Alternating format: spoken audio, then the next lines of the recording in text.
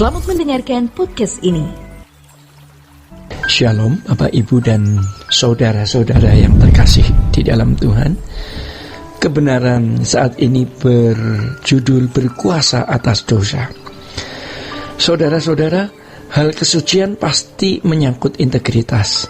Jadi jangan berpikir kalau di tengah-tengah hidup di dunia yang jahat ini kita tidak bisa hidup suci. Kesucian harus dibangun secara natural ya, dan proporsional. Sebab kesucian itu bukan sesuatu yang kita peroleh secara otomatis, melainkan dibangun dari benturan-benturan dan gesekan-gesekan ya. Dalam hidup keseharian kita pasti kita dapati banyak hal yang paling tidak pasti ada benturan ya. Sebagaimana yang diucapkan di dalam Amsal 27 ayat 17 yang mengatakan bahwa besi menajamkan besi, orang menajamkan sesamanya. Dan Tuhan akan mengizinkan benturan-benturan dalam hidup supaya kita menjadi orang yang anti benturan. Maka agar kita dapat memperoleh bagian dalam kekudusan Allah, kita harus memiliki ketahanan di dalam kita hidup sekarang. Di dalam Kejadian 4 ayat 6-8 dikatakan, firman Tuhan kepada Kain, mengapa hatimu panas dan mukamu muram? Apakah mukamu tidak akan berseri jika engkau berbuat baik? Tetapi jika engkau tidak berbuat baik, dosa sudah mengintip di depan pintu. Ia sangat menggoda engkau, tetapi engkau harus berkuasa atasnya. Kata Kain kepada Habil, adiknya, marilah kita pergi ke ladang. Ketika mereka ada di padang, ya, tiba-tiba Kain memukul Habil, adiknya itu, lalu membunuh dia. Dosa datang karena Kain tidak melakukan apa yang baik dan benar di mata Tuhan. Hatinya menjadi murka karena iri melihat bagaimana persembahan Habil, ya, adiknya, diterima oleh Tuhan, sedangkan persembahannya sendiri tidak diindahkan oleh Tuhan. Karena itulah hatinya menjadi panas, mukanya menjadi muram ya. Ini yang dimaksud dengan benturan atau gesekan yang dialami Kain.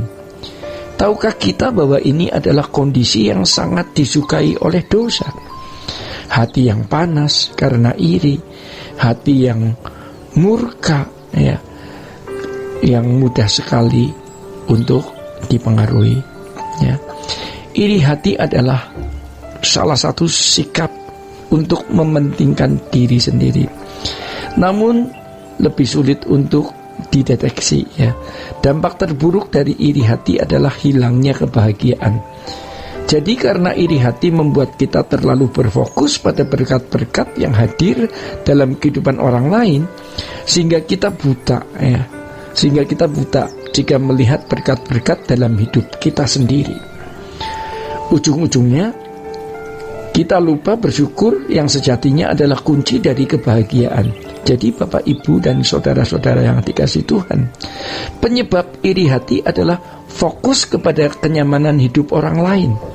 Kain iri pada keberhasilan Habil dalam hal mempersembahkan persembahan kepada Yahweh, dalam hal mempersembahkan persembahan kepada Yahweh. Kain iri ya.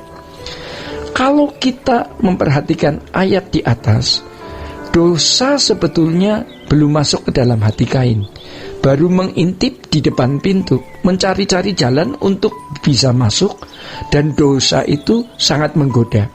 Namun Tuhan memperingati Kain ya, katanya, tetapi engkau harus berkuasa atasnya. Artinya dosa masih bisa dikuasai dan harus dikuasai di depan pintu hati sebelum ia masuk dan berbuah.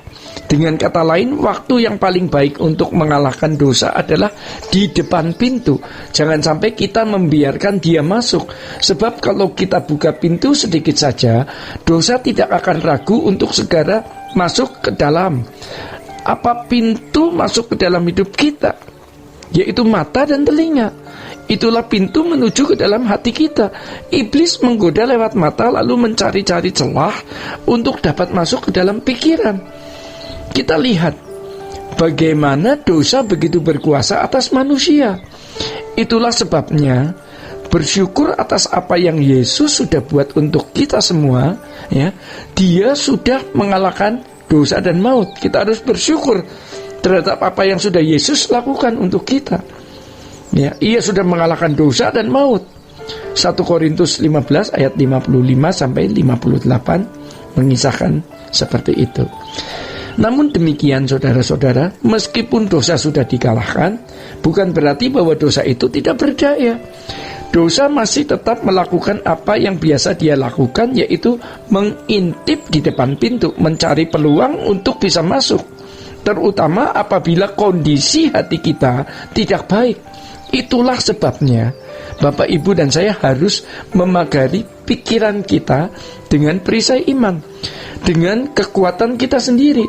Kita tidak mampu melawannya, ya. Jadi kita harus menggunakan perisai iman, karena dengan kekuatan kita sendiri kita tidak mampu melawannya. Tetapi Tuhan telah memberikan Roh Kudus tinggal di dalam hidup kita untuk memimpin kita di dalam seluruh kebenaran dan mengingatkan kita akan dosa. 1 Korintus 6 ayatnya yang ke-19 dan 20. Masalahnya adalah, maukah Bapak, Ibu, dan saya mendengarkan suara Roh Kudus dan menurutinya?